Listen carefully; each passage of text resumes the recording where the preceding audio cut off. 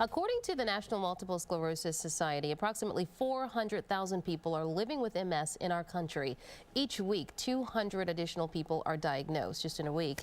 Each year, there are events held in our area to help raise money and awareness about this disease, and there are several Walk MS events being held in the area in the next few weeks or so. Joining me this morning is Kevin Moffitt from the National MS Society's Greater Delaware Valley chapter. Also, Dr. Sandra D'Antonio is a neurologist who also suffers from MS. Good morning to both of you. Good morning. Good morning. Oh, it's good to have you both here. Thank you. Well, let's start with you, Doctor. Let's talk about just efforts to raise awareness about this disease. Are you pleased with the amount of events that are happening around the area, or does more need to be done? Oh, I'm very pleased with what's being done. I do think that more would be helpful, but we have the walks coming up, and or 2 weeks ago, we had a MS Lobby Day in Trenton, and we raised awareness with our legislators. So I think we've made a lot of progress with awareness. Yeah, and people are responding. People are responding in great numbers, but of course the economy is having a bit of an effect on some of our efforts to raise money, because during these times people get to be very concerned about how they spend their money and their time, and so we're trying to really drive home the fact that people living with MS need your help now more than ever. Mm-hmm. And Doctor, you can speak personally about that too, just about living with this disease. Tell me about when you were diagnosed. Oh, I was diagnosed about 3 years ago. Mm-hmm. I had had symptoms for a long time, but I'd been ignoring them. I was having trouble at work. I was taking really long to see my patients. I had to write down everything they said. Sometimes I was making mistakes and saying things wrong. And then finally I started dropping needles. And that's not a good thing when you're trying to stick a patient with a needle and you're dropping it. Yeah. So I finally did seek somebody else's advice and was diagnosed with MS in April of 2006. I see. Let's talk about some of the stages, with some of the symptoms and what you should be looking for folks out there who may not realize that these are symptoms. Well, you always look for common symptoms of a disease. Well, I guess, and Sandra would probably agree, that the most common symptom of multiple sclerosis is the unpredictability. Some people have tingling in their fingers, some people suffer from fatigue, some people have vision problems. Mm-hmm. But the worst part of MS is that you just don't know what's going to happen next. I agree with you, Kevin. It's very unpredictable. Symptoms can come and go. You can have symptoms every day that are kind of chronic, but then you can have something that will jump in suddenly. And it can interfere with your ability to work, mm-hmm. because you don't have any idea of when those symptoms are going to crop up and interfere. Yeah, and it really has changed your life, I'm sure. It has. Yeah. I stopped my practice. Mm-hmm. I sold my practice and have had to try to rethink how can I use my skills in a way in which I'm in control of the schedule so that I can take off when I want to. And also in a way in which I'm doing something that won't potentially cause anybody any harm.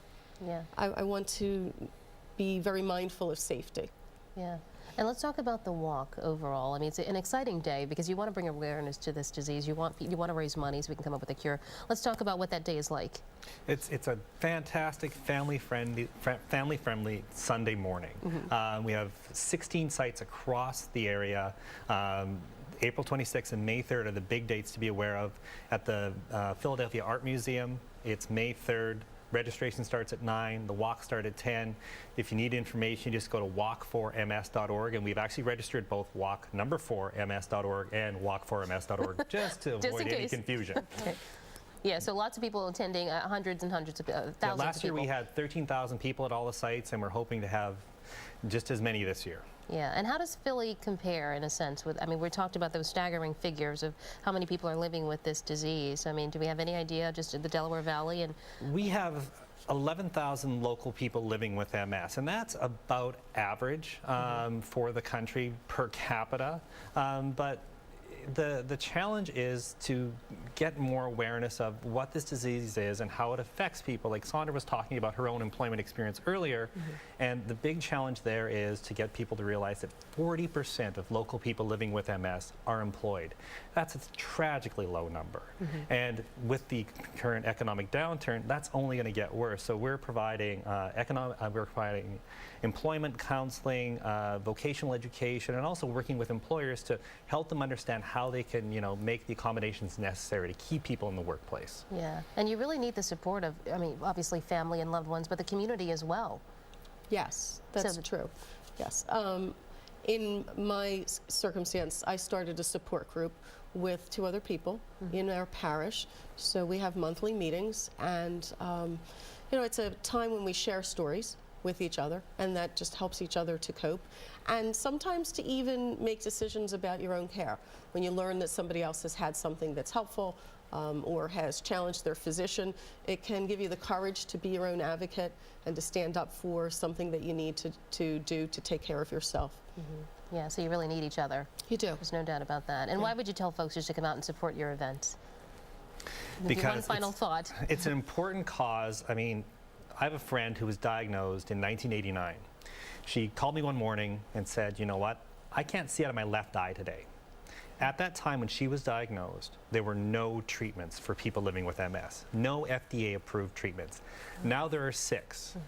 But the 6 treatments are not a panacea. They don't work for everyone. And what they do is they slow progression. They actually don't reverse some of the symptoms.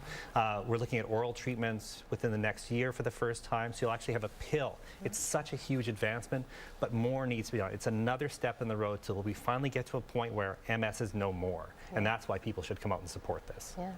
Baby steps, little steps at a time. Exactly. Yeah. Thank you both very much for being here. We do appreciate it. Thank you. Thank you very much. Well, we're going to take a quick break. We're back with more Speak Up just after the break.